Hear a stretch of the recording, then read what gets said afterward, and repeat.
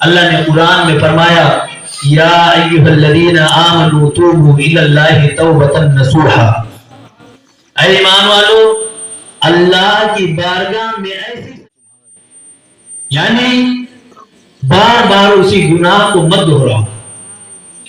جب کوئی گناہ ہو جائے اس سے توبہ کر دو، اور توبہ کرنے کے بعد میں اس آیت کریمہ توبۃ نصوحا کا مطلب حضرت عمر فاروق اعظم فرماتے ہیں یہ ہوتا ہے کہ جب بندہ ایک مرتبہ اپنے گناہوں سے توبہ کر لے تو دوبارہ اس گناہ کی طرف پلٹ کر نہ دیکھے، دوبارہ اس گناہ کی طرف پلٹ کر نہ دیکھے۔ برادران ملت اسلامیہ، کہنے کا مطلب یہ ہے ہم انسان ہیں، گناہ ہو سکتا ہے، اس میں کوئی شک نہیں ہے، لیکن رب کی بارگاہ میں سچے دل سے توبہ کریں گے تو رب تبارک و تعالی ہمارے اور آپ کے گناہوں کو معاف فرما دے گا اور توبہ کو اپنی بارگاہ میں قبول فرما لے گا۔ ہم انسانوں کو اکڑنا نہیں چاہیے، اگر کوئی گناہ ہو بھی جائے تو اکڑنا نہیں چاہیے، اور کوئی گناہ ہو جائے تو اسے لوگوں میں بھی بیان نہیں کرنا چاہیے۔ آج ایسے بھی لوگ ہوتے ہیں جو کوئی گناہ کرتے ہیں تو اپنے دوستوں میں، یاروں میں اس کو بیان کر دیتے ہیں، نہیں کرنا چاہیے۔ جب اللہ نے تمہارے اس گناہ پہ پردہ ڈال رکھا ہے تو تم کیوں بتا رہے ہو دوسرے کو، کیوں گواہ بناؤ؟ نہیں کرنا چاہیے۔ یہ کرنے سے تمہارے اس گناہ کے، اس خطا کے وہ گواہ تیار ہے۔ پاک رضی اللہ تعالیٰ، حضور غوث پاک رضی اللہ تعالیٰ نے بے نمازیوں کو نمازی بھی بنا دیا۔ حضور غوث پاک کی بارگاہ میں ایک شخص آیا نا، کہنے لگا حضور میں مرید تو ہونا چاہتا ہوں آپ کا، لیکن دو شرطیں ہیں، ایک تو نماز نہیں پڑھتا ہوں، وہ نہیں پڑھوں گا، دوسری بات یہ ہے کہ میں چوری کرتا ہوں، چوری بھی نہیں چھوڑوں گا۔ حضور غوث پاک رضی اللہ تعالیٰ عنہ نے فرمایا ٹھیک ہے تو میری ایک شرط مان لے، میں تجھے مرید کر دوں گا۔ وہ کہنے لگا حضور جلدی بتائیں۔ وہ کہنے لگا وہ چور تھا، اس کا پیشہ ہی چوری کرنا تھا، چوری کرتا تھا تو اس کا گھر چلتا تھا، لیکن وہ غوث پاک کی عظمت کو جان گیا تھا، سمجھ گیا تھا، اب وہ غلامی میں آنا چاہتا تھا، تو اس نے دو شرطیں اپنی رکھ دی، اور حضور غوث پاک نے جب ایک شرط بیان کی تو وہ کہنے لگا حضور جلدی بتائیے، آپ یہ دو شرطیں میری مان لیں، آپ کی میں 1000 شرطیں ماننے کے لیے تیار ہوں۔ غوث پاک نے فرمایا 1000 ماننے کی ضرورت نہیں، ایک ہی مان لے بس۔ کہنے لگا حضور فرمائیں۔ غوث پاک نے فرمایا جب اذان کا وقت ہو جائے تو اذان پڑھ دیا کر، میں تجھے مرید کروں گا۔ کہنے لگا حضور بس اتنی سی بات، اذان ہی تو پڑھنی ہے، پڑھ دیں گے، منظور کر لیتا ہے۔ غوث پاک نے فرمایا ٹھیک ہے، پھر آج ہاتھ بڑھا آگے، اس نے غوث پاک کے ہاتھ میں ہاتھ دیا اور بیعت ہو جاتا ہے، غلامی میں شامل ہو جاتا ہے۔ جب مرید ہوا نا تو وہ آیا واپس، تو پہلے کے جو لوگ ہوتے تھے وعدہ خلافی نہیں کیا کرتے تھے، جو اپنے سے بڑوں سے جو وعدہ کرتے تھے اس کو پورا کیا کرتے تھے۔ تو اس نے کہا حضور ٹھیک ہے، اذان پڑھ دیا کروں گا۔ اب جب بھی اذان کا وقت ہوتا، غوث پاک سے وہ وعدہ کر کے آیا تھا، اذان کا وقت ہوتا تو وہ اپنے گھر میں آہستہ آرام آرام سے اذان پڑھتا، کہیں کوئی اور نہ سن لے۔ چور کب سے اذان پڑھنے لگا، آرام آرام سے اذان دیتا، تو اس نے چند دنوں تک اپنے گھر میں اذان دیا چھپ کر۔ اب پیر و مرشد سے وعدہ کر کے آیا تھا، خلافی بھی نہیں کر سکتا تھا، اذان پڑھتا تو ایک دن اس کی بیوی کہنے لگی کہ یہاں گھر میں اذان دیتے ہو، جا کے مسجد میں اذان دے دیا کرو، محلے میں تو مسجد ہے، اور گھر سے قریب ہے، کہیں بہت دور بھی نہیں ہے، گھر میں کیا اذان پڑھتے ہو؟ تو وہ کہنے لگا بات تو صحیح ہے. اب وہ گھر میں اذان دینا بند کیا, مسجد میں جانے لگا. جب مسجد میں اذان دیتا ہے, چند دنوں تک اس نے اذان دیا, نماز نہیں ادا کی, چلا آیا.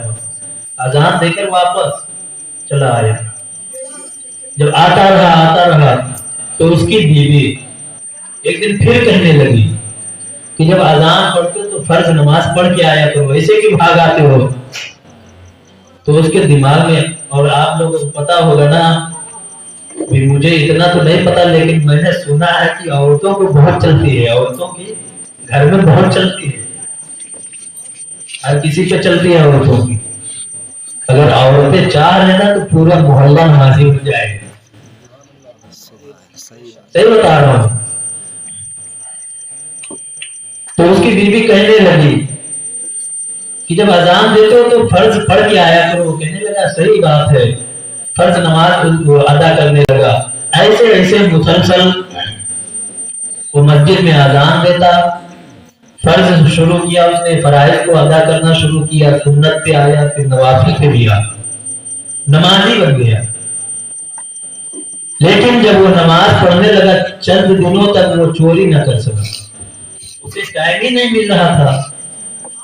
اور پھر نماز, اللہ نے قرآن میں فرمایا ان الصلاۃ تنہی عن الفحشاء والمنکر.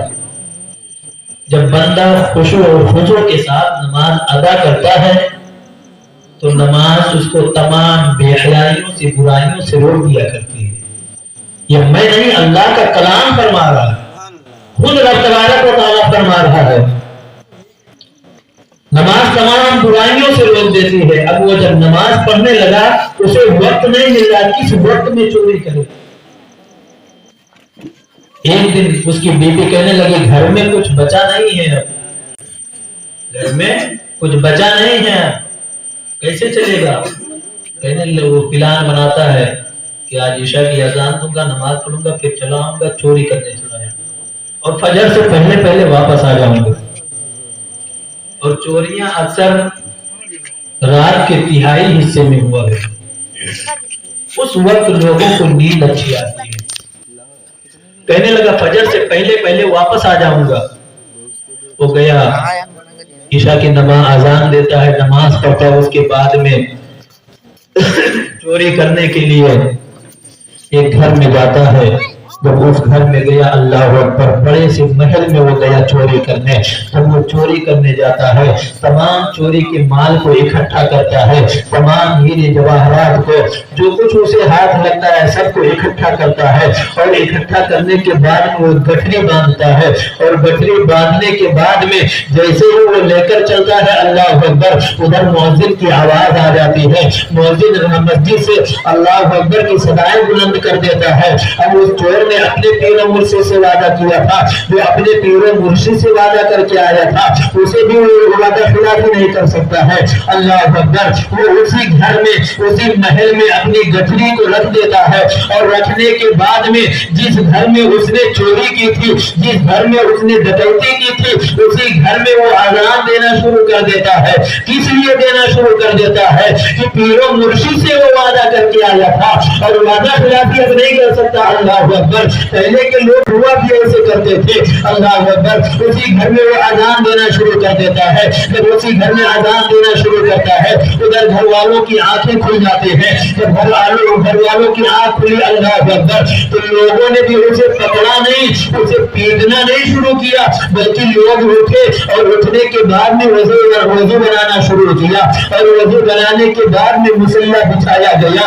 اور جب وہ سنتیں ادا کرتے ہیں, اس کے بعد میں اس چور سے وہ گھر والے کہتے ہیں کہ امام صاحب آگے جائیے, امام صاحب آگے جائیے. اللہ اکبر, اب وہ چور پریشان ہے, نیچے سے اوپر تک اپنے آپ کو دیکھ رہا ہے کہ میں ایک چور ہوں, جو میرا پیشہ ہے چوری کرنا. یہ لوگ مجھے امام کیوں بول رہے ہیں, یہ لوگ مجھے آگے کیوں بڑھا رہے ہیں, یہ لوگ مجھے امامت پر کیوں بھیج رہے ہیں.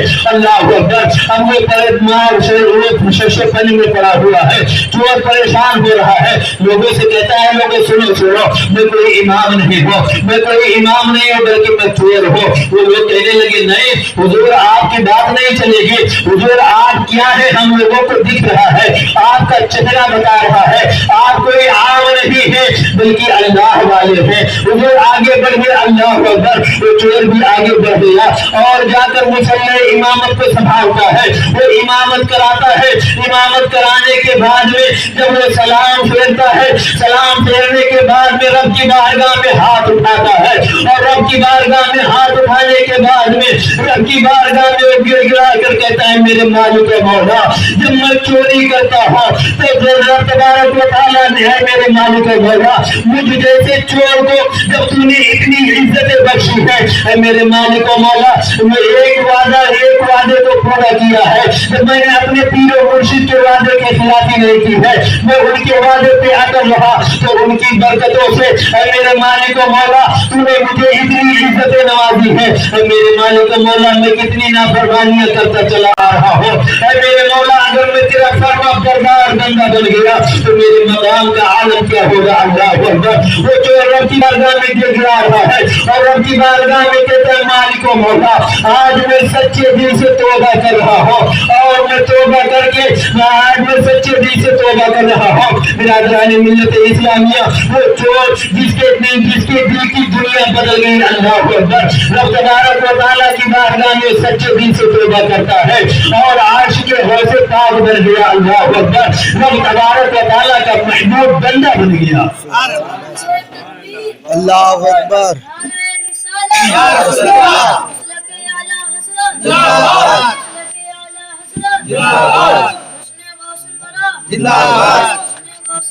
زندہ باد، نعرے تکبیر، اللہ اکبر، نعرے رسالت۔